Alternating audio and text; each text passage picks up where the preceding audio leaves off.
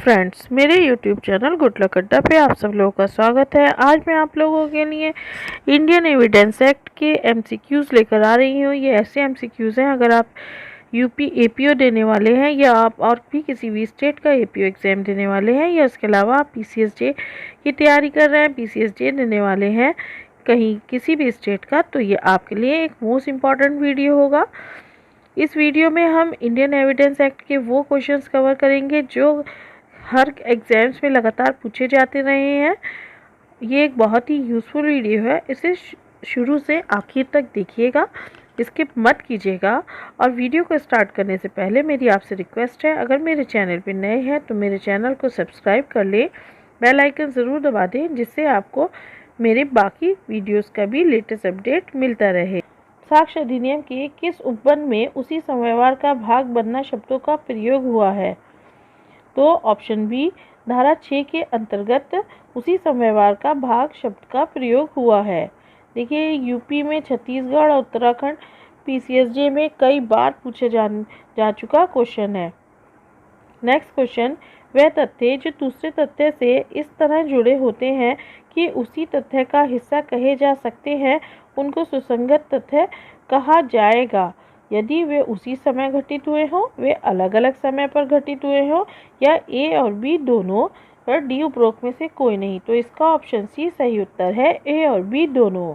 ये राजस्थान, यूपी और बिहार तीनों ही स्टेट्स में पूछा जा चुका क्वेश्चन है। फ्रेंड्स, अगर मेरे चैनल पे नए हैं तो इसको सब्सक्राइब कर लें, बेल आइकन ज़रूर दबा दें, वीडियो को स्किप ना करें, लास्ट तक देखें। आपके लिए ये एक बहुत ही यूज़फुल वीडियो है। और अगर आपने तैयारी पहले कर रखी है तो काउंट करें कि आपको कितने क्वेश्चंस का सही जवाब आता था। नेक्स्ट क्वेश्चन, एक पत्नी ने मात्र तेज़ दौड़ता हुआ वाहन देखा था जिसने कुछ दूरी पर उसके पति को कुचल दिया था। उसने दुर्घटना स्वयं नहीं देखी थी। पति की एक दिन बाद हृदयाघात से मृत्यु हो गई। क्या पत्नी का यह साक्ष्य लिया जा सकता है कि दुर्घटना के उपरांत घायल पति ने उससे क्या कहा था? ऑप्शन ए, हाँ ये मृत्युकालिक घोषणा है। ऑप्शन बी, नहीं ये मात्र अनुश्रुत साक्ष्य है। ऑप्शन सी, नहीं क्योंकि यह विशेषाधिकृत संसूचना है। और ऑप्शन डी, हाँ यह रेस जेस्टे का एक भाग है। ये क्वेश्चन यूपी एपीओ में 2005 और 2007 में पूछा जाता रहा है। तो इस प्रश्न का सही उत्तर है ऑप्शन डी, हाँ यह रेस जेस्टे का एक भाग है। चलिए अब हम नेक्स्ट क्वेश्चन की तरफ आगे बढ़ते हैं। आर.एम. मलकानी बनाम महाराष्ट्र राज्य में उच्चतम न्यायालय ने निर्धारित किया कि एक प्रासंगिक बातचीत का समकालीन टेप रिकॉर्ड एक प्रासंगिक तथ्य है। यह है ऑप्शन ए प्रासंगिक, ऑप्शन बी रेजिस्ट्रे, ऑप्शन सी स्वीकार्य या ऑप्शन डी दस्तावेज। तो इसका सही उत्तर है ऑप्शन बी रेजिस्ट्रे। ये झारखंड और उत्तराखंड दोनों ही स्टेट्स में सिविल जज में पूछा जा चुका क्वेश्चन है। भारतीय साक्ष्य अधिनियम 1872 के अधीन रेजिस्ट्री का सिद्धांत लागू होता है। केवल दीवानी मामलों में, केवल फौजदारी मामलों में, केवल प्रशासनिक अभिकरणों में, या ऑप्शन डी दोनों, ए और बी दोनों। तो इसका सही उत्तर है ऑप्शन डी, ए और बी दोनों। नेक्स्ट क्वेश्चन, साक्ष्य अधिनियम की धारा 7 निम्नलिखित में से किसको सम्मिलित नहीं करती है? अवसर को, कारण को, प्रयोजन को, या ऑप्शन डी प्रभाव को। साक्ष्य अधिनियम की धारा 7 में प्रयोजन को शामिल नहीं किया गया है। प्रश्न ये है कि क्या ए ने लड़ाई के दौरान बी की मृत्यु कारित की है? भारतीय साक्ष्य अधिनियम की निम्नलिखित में से किस धारा के अंतर्गत चिन्ह जो लड़ाई के स्थान पर एकत्रित हुए हैं सुसंगत है? ऑप्शन बी धारा 7 इसका सही उत्तर है। ये उत्तराखंड सिविल जज 2015 में पूछा जा चुका प्रश्न है। भारतीय साक्ष्य अधिनियम की धारा 8 किन तथ्यों के संबंध में सुसंगति का नियम प्रतिपादित करती है? ऑप्शन ए हेतु, बी तैयारी, सी पूर्व पश्चातवर्ती आचरण, या ऑप्शन डी उपरोक्त सभी। तो इसका ऑप्शन डी सही है, उपर्युक्त सभी।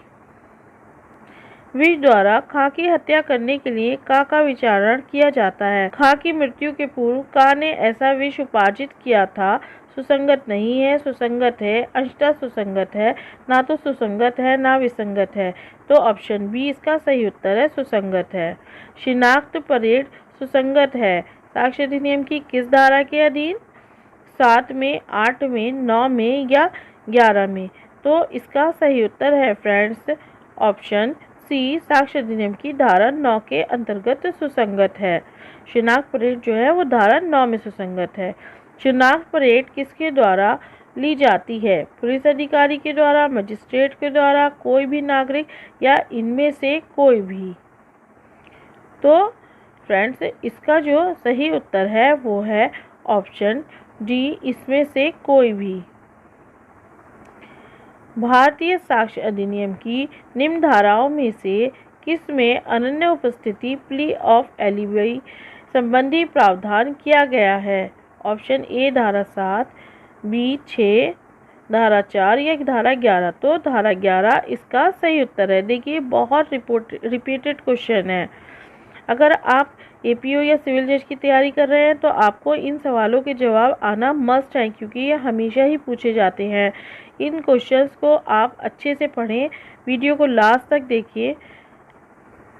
नेक्स्ट क्वेश्चन, दूधनाथ पांडे बनाम उत्तर प्रदेश राज्यवाद साक्ष्य अधिनियम के किस विषय से संबंधित है? तो ऑप्शन ए रेस जेस्टे, ऑप्शन बी अयंत उपस्थिति का विभाग, ऑप्शन सी स्वीकृति से या ऑप्शन डी सह अपराधी से? तो ये option B plea of alibi section 11 अयंत उपस्थिति होने का विभाग से संबंधित है।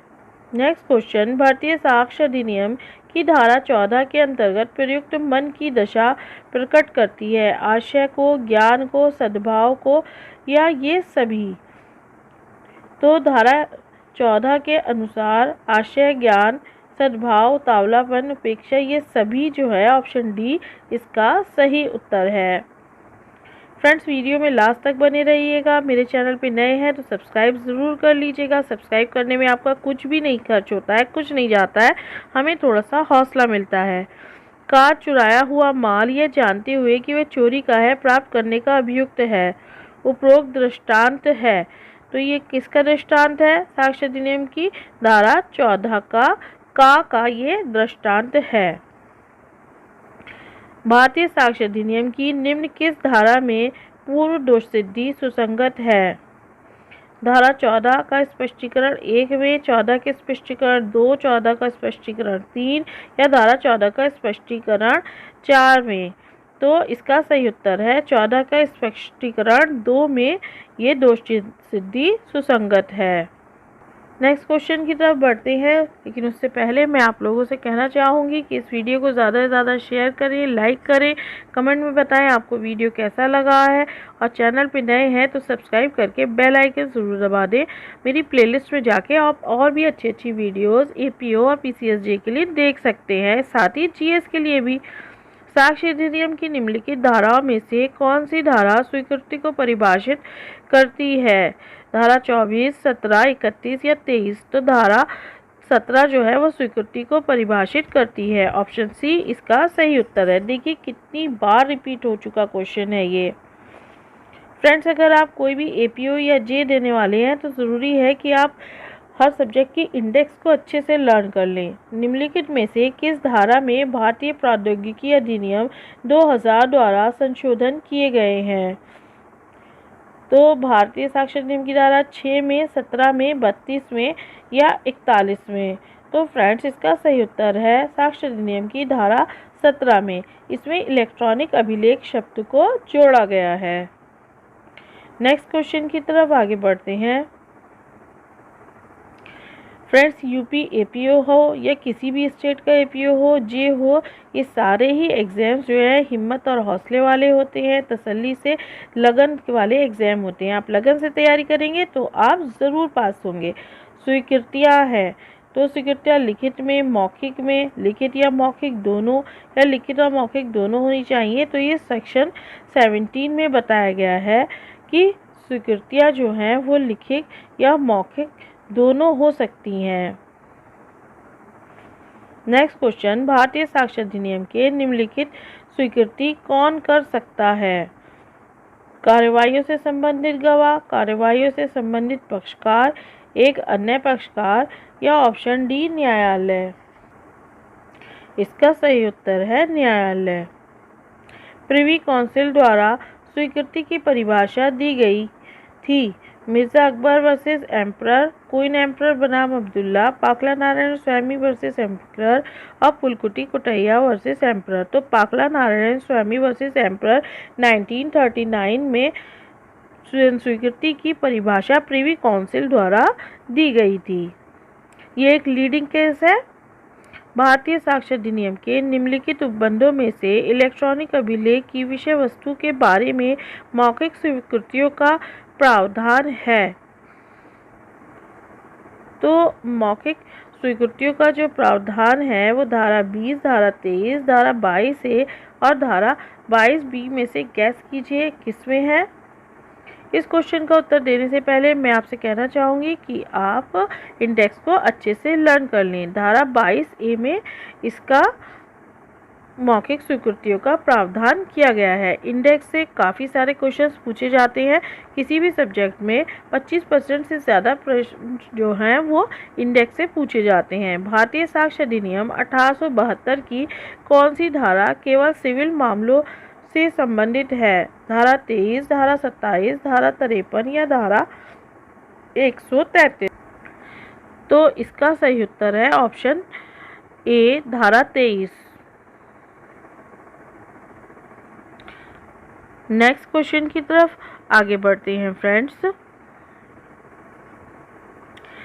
ये एक मोस्ट इम्पॉर्टेंट वीडियो है। ये सारे ही क्वेश्चन मोस्ट रिपीटेड क्वेश्चंस हैं।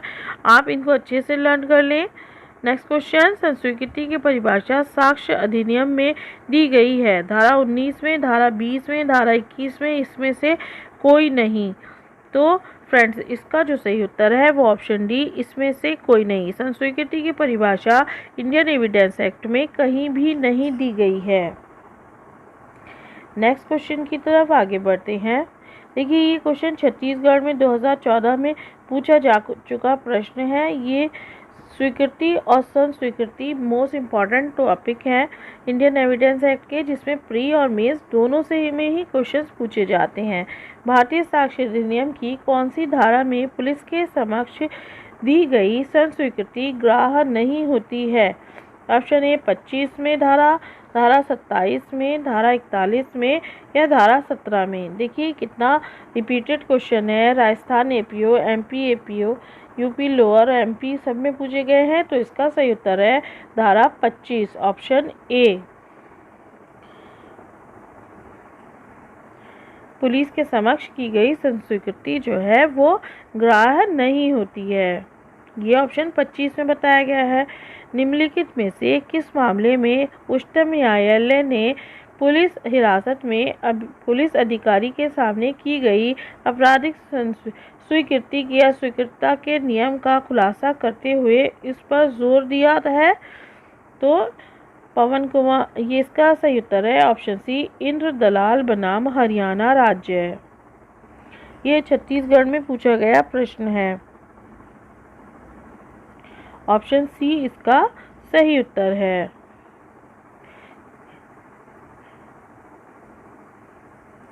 फ्रेंड्स एक बार लास्ट में फिर आपसे कहना चाहूँगी, इस मेरे चैनल को सब्सक्राइब कर लें, प्लेलिस्ट में जाके देखें, अच्छे अच्छे वीडियोस आपको मिलेंगे। बेल आइकन ज़रूर दबा दें। नेक्स्ट क्वेश्चन, मजिस्ट्रेट के समक्ष की गई संस्वीकृति भारतीय साक्ष्य अधिनियम की किस धारा के अंतर्गत सुसंगत है?